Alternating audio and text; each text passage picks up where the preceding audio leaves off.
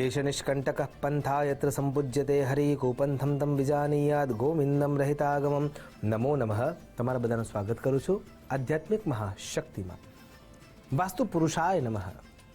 ખરા અર્થમાં વાસ્તુ ભગવાનના કારણે આપણા જીવનના અંદર શુભતા અને શુભ્રતા પ્રવેશતી હોય છે, પણ જો આપણે ઘરના પરિવારના સદસ્યોની હુંફ મેળવવી છે અને ઘરમાં એકબીજા સાથે પ્રેમ ભાવના વિકસાવવી છે અથવા વધારવી છે, તો એવા કયા ઉપાયો છે કે જેના કારણે થઈને આપણા જીવનના અંદર ઉત્તમતા આવી શકે?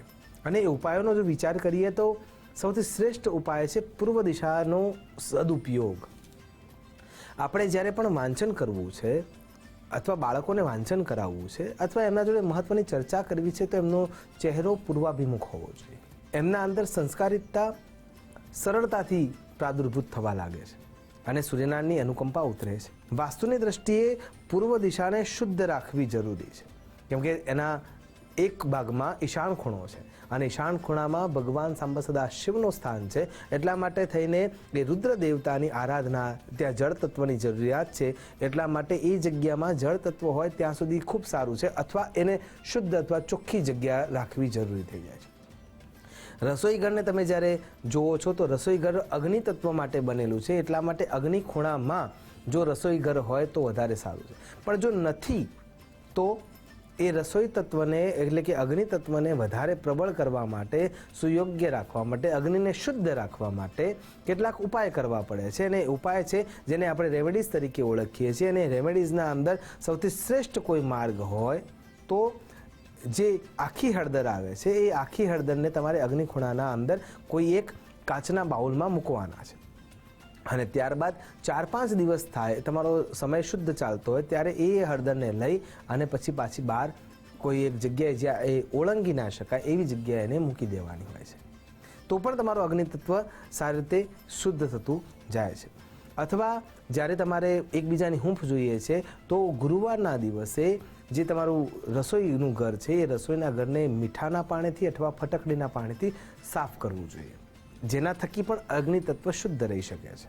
પૂર્ણિમાનો દિવસ આવે અથવા અમાવસ્યાનો દિવસ આવે ત્યારે પણ ફટકડીના પાણીથી આખા ઘરમાં પોતું કરવું જોઈએ, જેથી કરીને પણ નકારાત્મક ઉર્જા નાશ પામશે અને પરસ્પર પ્રીતિ વધતી જશે। જ્યારે તમે બેડરૂમના અંદર જાઓ છો ત્યારે સાંજનો સમય હોય અથવા સવારે ઉઠીને પણ કપૂરનો પ્રાગટ્ય કરવું જરૂરી છે અથવા ગુગળતો ધૂપ કરવો જરૂરી છે। આમ કરવાથી પણ વાતાવરણના અંદર શુદ્ધતા આવશે અને શુભ્રતા પણ પ્રવેશ કરશે, અને પછી જ્યારે તમે બેસો છો તો એકબીજા સાથે આનંદની વાતો કરી શકશો। જ્યારે તમે ડાઇનિંગ ટેબલ જોડે બેઠા છો અથવા જમીન ઉપર બેસીને ભોજન કરી રહ્યા છો તો આસન હોવું જરૂરી છે, અને જ્યારે તમે આસન લઈને બેસો છો ત્યારે સમુદાય સાથે, પરિવાર સાથે તમારે બેસવાનું છે, અને એ વખતે જે ભોજન સાથેની જે ચર્ચા છે એ ચર્ચા હંમેશા શાંત સ્વરમાં હોવી જોઈએ। આપણે શું ભૂલ કરીએ છીએ કે આમાં આજે આ ઓછું છે, આમાં આજે આ વધારે છે, આ બરાબર બન્યું નથી, આપણે એ વ્યર્થની વ્યવસ્થામાં જોડાઈ જઈએ છીએ અને એના કારણે તે વ્યર્થ વિવાદ ઊભો કરી નાખીએ છીએ। એને ટાળવો જોઈએ। એ અન્નપૂર્ણા દેવીની વ્યવસ્થા છે, એટલા માટે આપણા ત્યાં તો અન્નપૂર્ણે સદાપૂર્ણે શંકર પ્રાણ વલ્લભે, એ અન્નમાં આપણે દેવ તત્વને જોઈએ છીએ અને પછી જ્યારે ભોજન કરીએ છીએ અથવા આપણા પરિવાર સાથે બેસીએ છીએ ત્યારે ભોજન પૂર્વે તમે જ્યારે પ્રાર્થના કરો છો ત્યારે પણ એની ઉર્જા આપણા ઘરમાં રહેતી હોય છે। આપણે ત્યાં તો એવો નિયમ છે કે સવારે પહેલાં ઉઠીને કચરો વાળી લેવો જોઈએ, જેથી કરીને યમના પગલાં જે આપણા ઘરમાં પડ્યા હોય એ નાશ પામી જાય અથવા મિટાઈ જાય। એટલે કે સાફ સફાઈ કરવી જરૂરી છે, બ્રહ્મક્ષેત્રને શુદ્ધ રાખવું અથવા ખુલ્લું રાખવું જરૂરી છે, પૂર્વ દિશાનો સૌથી વધારે ઉપયોગ કરવો જોઈએ અને ઉત્તર પૂર્વનો દરવાજો હોય એવું ઘર સૌથી પહેલાં પસંદ કરવું જોઈએ, તો પણ તમને પરસ્પર પ્રીતિ મળી શકે એમ છે।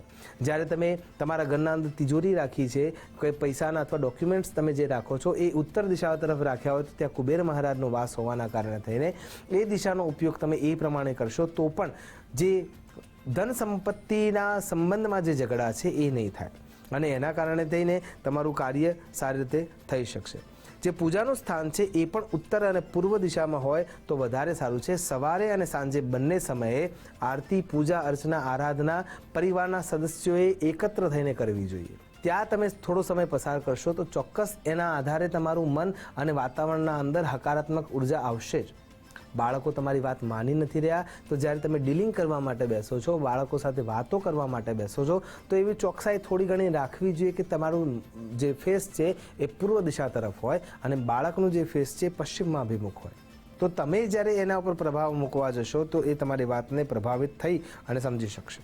પછી આવે છે પરસ્પર પ્રીતિ માટે નકામી વસ્તુઓ જે તૂટેલી છે, ફૂટેલી છે, જેનો તમે ઉપયોગ કરી જ નથી રહ્યા ઘણા વર્ષોથી, એને નિકાલ કરી દેવો જોઈએ. કેમ કે એ વસ્તુઓ પડ્યા એના અંદરથી ઉત્પન્ન થતા કિરણો તમારા અંદર પણ એ જ સ્થિરતા મૂકી દે છે, એ જ નકામી વ્યવસ્થા નકારાત્મક ઉર્જા તરીકે મૂકી દે છે અને એટલા માટે પણ એ અયોગ્ય છે. ધીરે ધીરે પરસ્પર પ્રીતિ વધવાની શરૂઆત થશે. પૂર્ણિમાના દિવસે અથવા અમાવસ્યાના દિવસે જ્યારે તમે સાંજનો સમય થાય છે ત્યારે તેજાના એટલે કે લવિંગ અથવા તજ મૂકીને દીવો પ્રગટ કરવો જોઈએ. પાનિયારે પૂર્વજોના નિમિત્તે દીવો કરવો જોઈએ. તો આ બધી ક્રિયાઓ જ્યારે તમે કરો છો ત્યારે તમારા ઘરમાં પરસ્પર પ્રીતિ રહેશે અને જે પ્રશ્નો ઊભા થાય છે એ પ્રશ્નો હળવા બની જશે અને ધીરે ધીરે એકબીજાના અંદર એ સમજ આવી જશે કે હવે આપણે એક પરિવાર છીએ.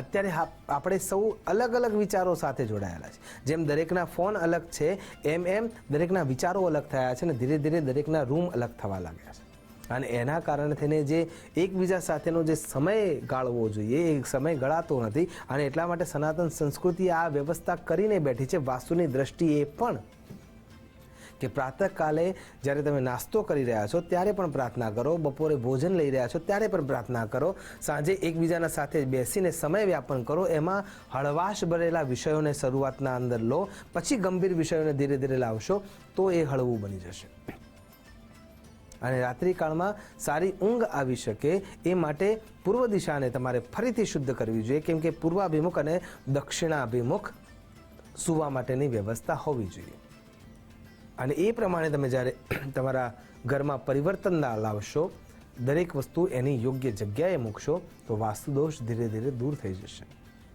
અને તમારા ઘરમાં હુંફ પ્રગટ થશે. આશા કરું છું કે આ નાના એવા ઉપાયોને તમે જ્યારે તમારા જીવનમાં મૂકશો ત્યારે ચોક્કસ ધીરે ધીરે વાસ્તુનારાયણની તમારા ઉપર કૃપા ઉતરશે અને ઘરમાં આયુ, આરોગ્ય, ઐશ્વર્યની અભિવૃદ્ધિ થતી જણાશે. નમો નમઃ.